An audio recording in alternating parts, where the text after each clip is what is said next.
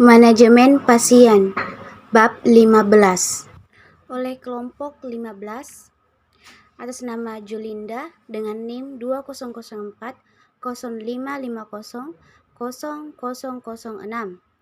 dan Redrawati dengan NIM 2004 0550 2016 kelas B dengan mata kuliah audiologi. Materi yang pertama yaitu audiologis klinis.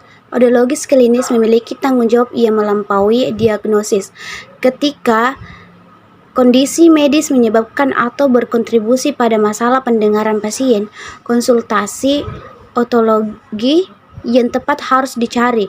Jika tidak ada pengobatan medis atau setelah pengobatan selesai, audiologis adalah orang yang tepat untuk mengambil alih program manajemen audiologis total pasien.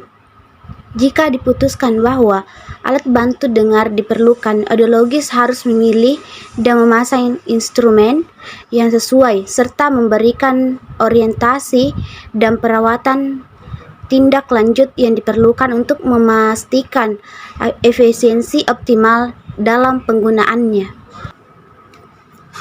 Pengumpulan dan berbagi informasi. Pengumpulan informasi pasien dimulai dengan pencatatan yang tepat dari riwayat pasien yang pada akhirnya bisa sama pentingnya dengan pemeriksaan audiometrik yang dilakukan. Cara pencatatan riwayat pasien dapat mengikuti salah satu format, mulai dari yang informal hingga yang sangat terstruktur.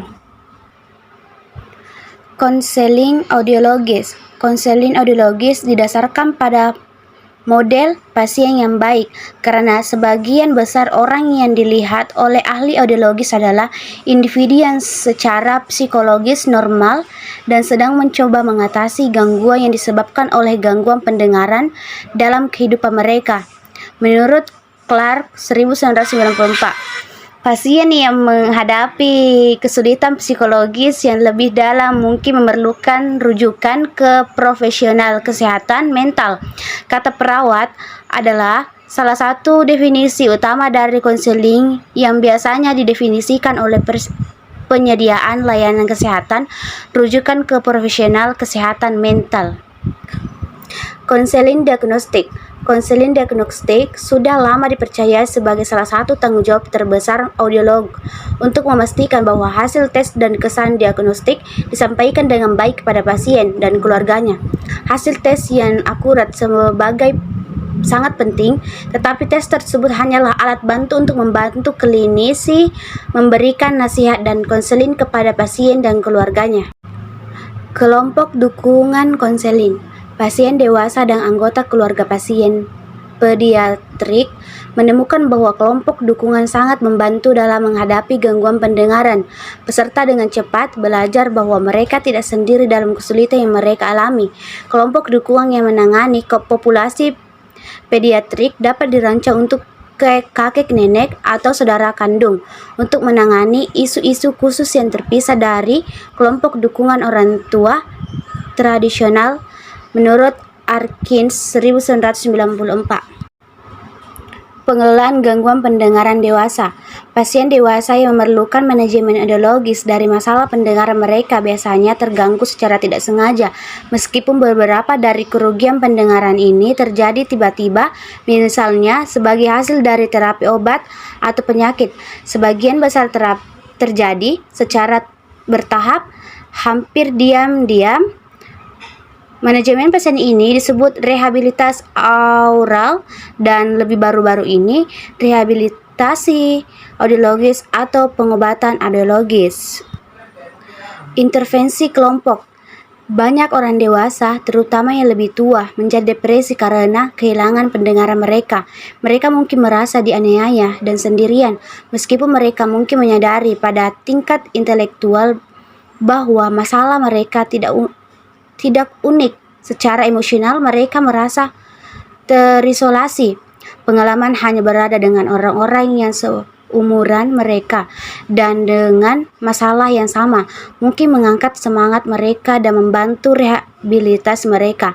Kesempatan bagi anggota kelompok untuk berbagi apa yang telah berhasil bagi mereka dalam upaya mengatasi kesulitan komunikasi mereka bermanfaat bagi semua anggota kelompok.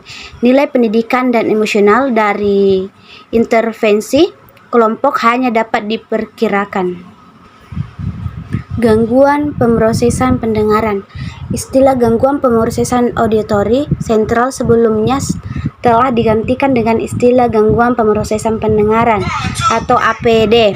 Sebuah istilah yang mungkin menekankan interaksi gangguan di lokasi perifer dan sentral tanpa harus mengaitkan kesulitan dengan satu lokalitas anatomis.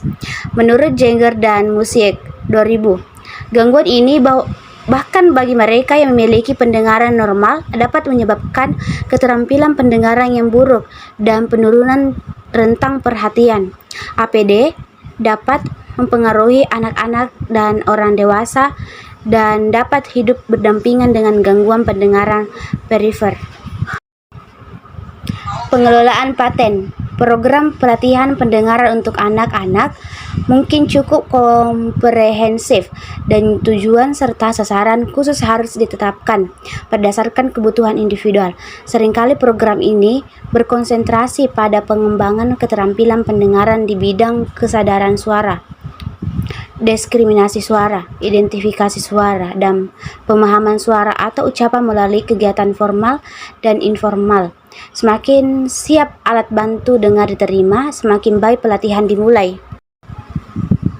Pilihan pendidikan. Untuk memenuhi semangat hukum untuk setiap undang-undang penting ini, audiolog tidak hanya harus mengidentifikasi, menilai, dan merencanakan intervensi untuk anak-anak dengan gangguan pendengaran, tetapi juga harus memahami standar, tujuan, dan tolak ukur kurikulum pendidikan umum, serta dukungan yang mungkin dibutuhkan anak-anak dengan gangguan pendengaran untuk mencapai tingkat pencapaian tertinggi mereka.